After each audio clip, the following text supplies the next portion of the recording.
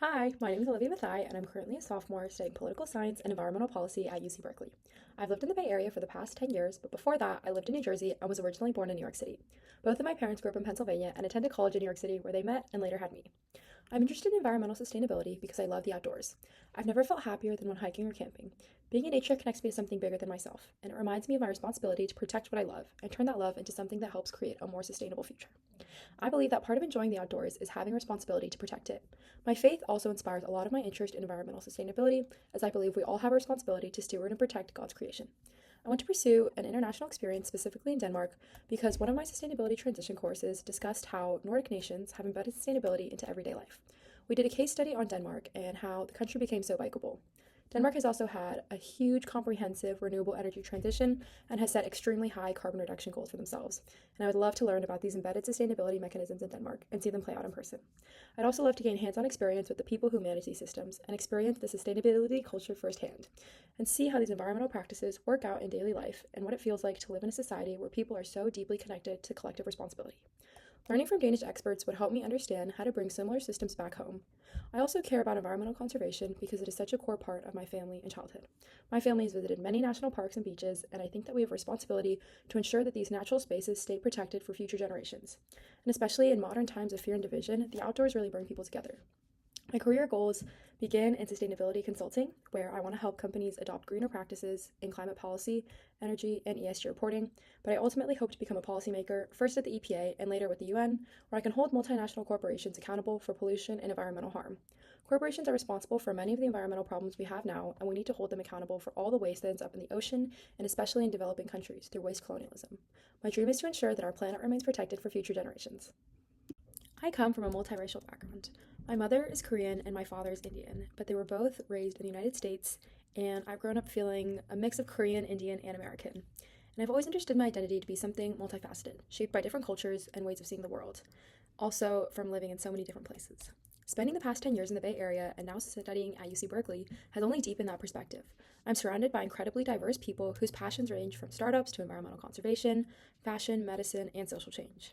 Their ambition and drive inspire me, but being immersed in such a fast paced, innovation obsessed environment has also made me aware of its limitations. While the Bay Area's work culture has produced groundbreaking ideas, it can overlook the importance of balance and community, and valuing human experiences alongside individual achievement. That's why I'm so eager to study abroad in Denmark. While I'm there, I want to explore the country fully and connect with people from all walks of life. Danish culture seems to contrast sharply with the American grind mindset. From everything I've researched and heard, there's a quiet humility, a norm against self promotion, and a deep appreciation for communal, rather than individual success. Nordic egalitarianism, with its belief that everyone deserves the same respect, regardless of talent or status, is something I really admire, and I'm excited for the chance to live within a culture that embodies these values.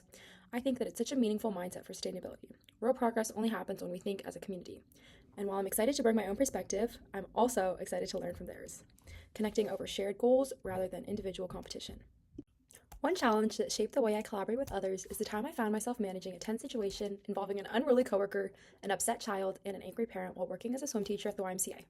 The conflict began when my coworker loudly called out a child for not following a pool-wide safety rule, singling him out despite other kids doing the same. The child's mother, feeling her son had been unfairly targeted, responded by yelling across the pool at him to make a point, which only embarrassed her son further and caused him to cry. As the coworker attempted to confront the mother directly, the tension escalated. To de-escalate the situation, I temporarily pulled an assistant teacher to cover my class, brought in an assistant supervisor, and had a private conversation with the parent, child, and coworker. With guidance, the coworker apologized, the mother apologized to her son, and everyone left feeling heard and respected. Afterward, I spoke with the coworker one-on-one to explain why his behavior was inappropriate and clarified that any concerns about my students should be communicated through me. The experience taught me the importance of using available support resources and approaching agitated individuals with clarity and composure. That experience taught me how vital it is to stay calm under pressure, lead with empathy, and rely on your team. One time I really had to learn to adapt was when I went to Costa Rica with a program called Global Glimpse. Everything was new. I was living off the grid without my phone, sharing a room with 11 other girls, and dealing with sudden rainstorms, all while trying to communicate with local families using my very broken Spanish. I spent my time there learning from biologists, park rangers, and farmers about how ecotourism and sustainable practices shape daily life there. One of the moments that really stuck with me was when I talked to Ciee, the young daughter of a woman who hosted my group. And even though we barely spoke the same language, she told me all about her dream of becoming a pilot someday. Her confidence and hope, despite not having a lot, really hit me. Seeing how hard people there work to protect their land and support their communities showed me what real resilience looks like. That whole experience taught me that adapting to new situations isn't just about getting comfortable. It's about listening, staying curious, and letting the experience change you a little.